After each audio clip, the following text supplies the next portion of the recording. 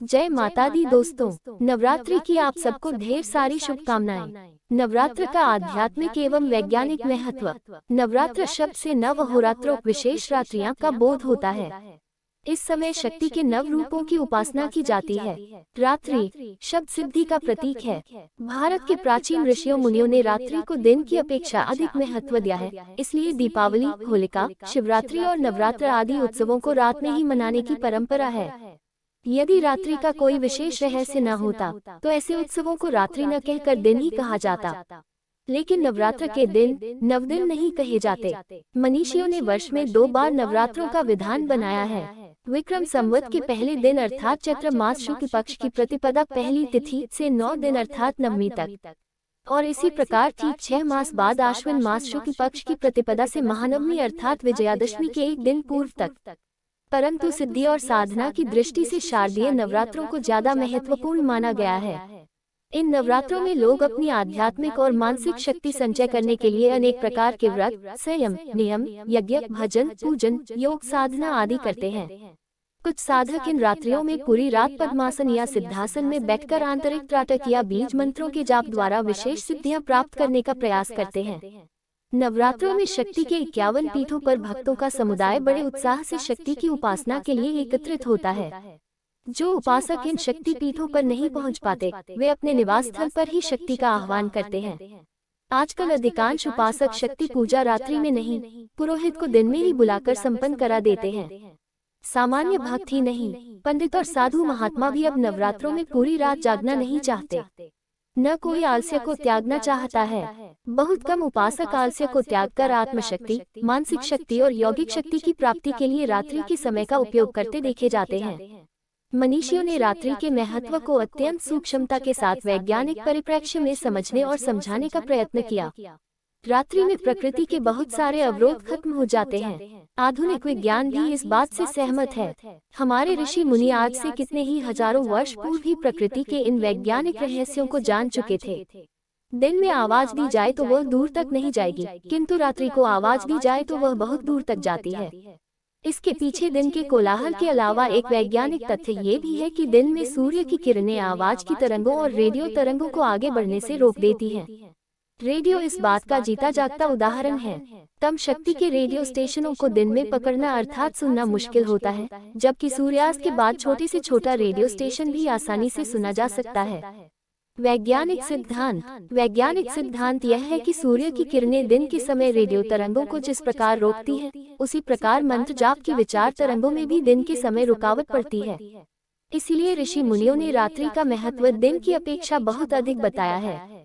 मंदिरों में घंटे और शंख की आवाज के कंपन से दूर दूर तक वातावरण कीटाणुओं से रहित हो जाता है। ये रात्रि का वैज्ञानिक रहस्य है, जो इस वैज्ञानिक तथ्य को ध्यान में रखते हुए रात्रियों में संकल्प और उच्च अवधारणा के साथ अपने शक्तिशाली विचार तरंगों को वायुमंडल में भेजते हैं। उनकी कार्य सिद्धि अर्थात मनोकामना सिद्धि उनके शुभ संकल्प के अनुसार उचित समय और ठीक विधि के अनुसार करने पर अवश्य होती है। नवरात्र या नवरात्रि संस्कृत व्याकरण के अनुसार नवरात्रि कहना त्रुटिपूर्ण है। 9 रात्रियों का समाहार समूह होने के कारण से द्वंद्व समास होने के कारण ये शब्द पुल्लिंग रूप नवरात्र में ही शुद्ध है। नवरात्र क्या है? पृथ्वी द्वारा सूर्य की परिक्रमा के काल में एक साल की 4 संधियां हैं।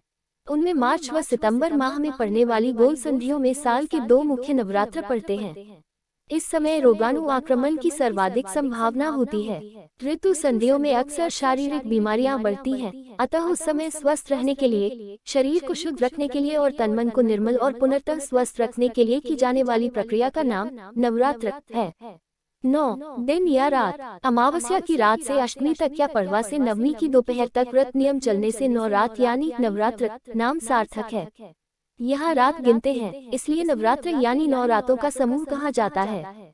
रूपक के द्वारा हमारे शरीर को 9 मुख्य द्वारों वाला कहा गया है। इसके भीतर निवास करने वाली जीवनी शक्ति का नाम ही दुर्गा देवी है।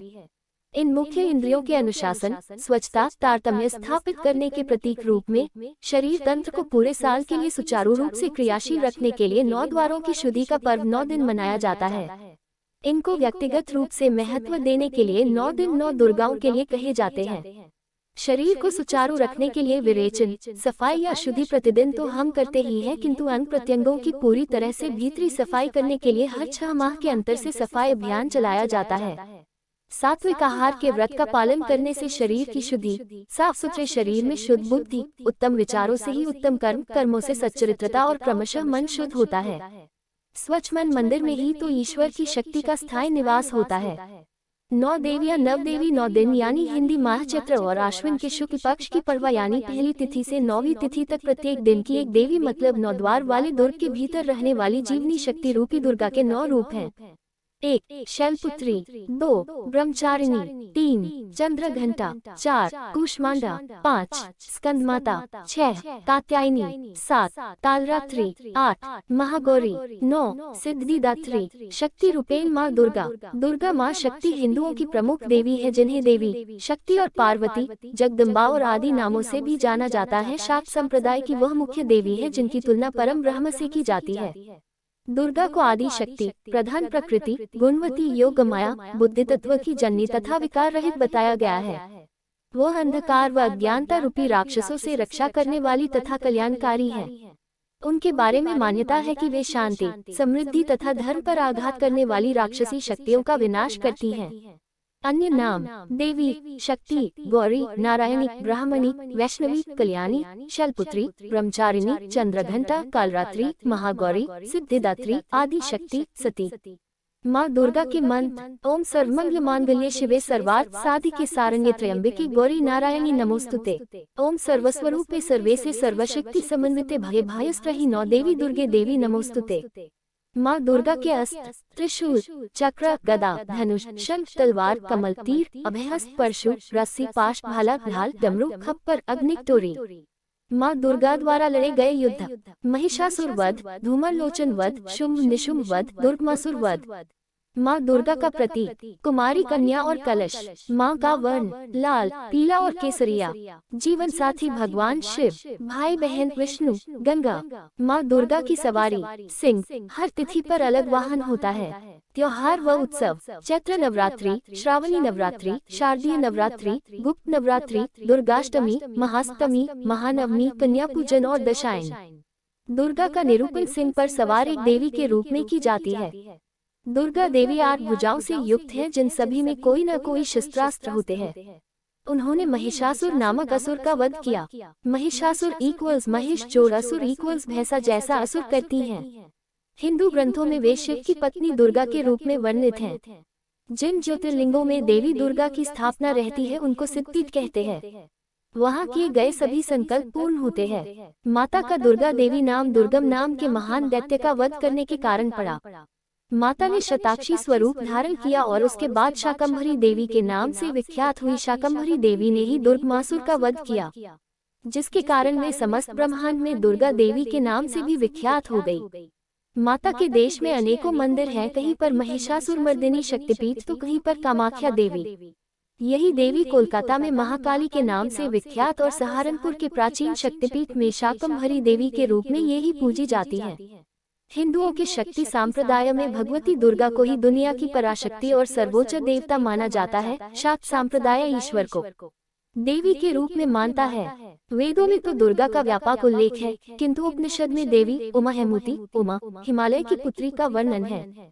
पुराण में दुर्गा को आदिशक्ति माना गया है। दुर्गा असल में शिव की पत्नी आदिशक्ति का एक रूप है। शिव की उस पराशक्ति को प्रधान प्रकृति, गुणवती माया, बुद्धि तत्व की जननी तथा विकाररहित बताया गया है।